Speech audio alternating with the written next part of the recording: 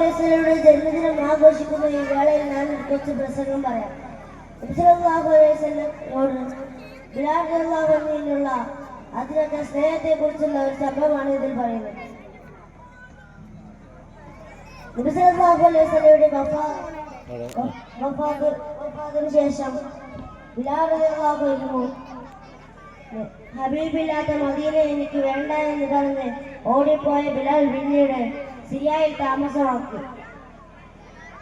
വർഷങ്ങൾക്ക് ശേഷം ഉമർ റളിയല്ലാഹു അൻഹുവിന്റെ ഭരണകാലത്ത് അല്ലാഹുവിന്റെ റസൂൽ സ്വപ്നത്തിലൂടെ വന്നിട്ട് ചോദിച്ചു, ബിലാൽ, നീ എന്നോട് പിണങ്ങിയോ? എന്നെ വന്ന് കാണാത്തതെന്തേ? എന്നോട് സലാം പറയാൻ വരാത്തതെന്തേ? ബിലാൽ സ്വപ്നത്തിൽ നിന്നും ഞെട്ടി ഉണർന്നു.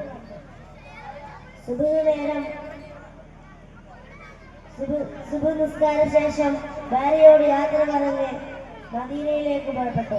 40 ദിവസം കഴിഞ്ഞ് ബിലാൽ റളിയല്ലാഹു അൻഹു മദീനയിലെത്തി. സുബ്ഹ് നേരം മദീന പള്ളിയിൽ മുഅദ്ദിൻ എത്തിയിട്ടില്ല. ബിലാൽ റളിയല്ലാഹു അൻഹു ബാങ്ക് വിളിക്കാൻ മിനാരത്തിലേക്ക് കയറി. അല്ലാഹു അക്ബർ, അല്ലാഹു അക്ബർ, അല്ലാഹു അക്ബർ, അല്ലാഹു അക്ബർ. മനോഹരമായ ബാങ്കിന്റെ ശബ്ദം മദീനയിൽ മുഴങ്ങി.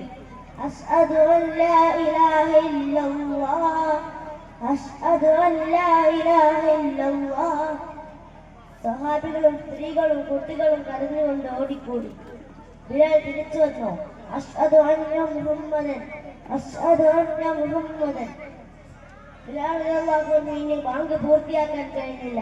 ഹബീബിന്റെ പേര് ഉച്ചരിക്കാൻ കഴിയാതെ ബിലാൽ റളിയല്ലാഹു അൻഹു പൊട്ടിക്കരഞ്ഞ് ബോധരഹിതരായി താഴെ വീഴുകയാണുണ്ടായത്.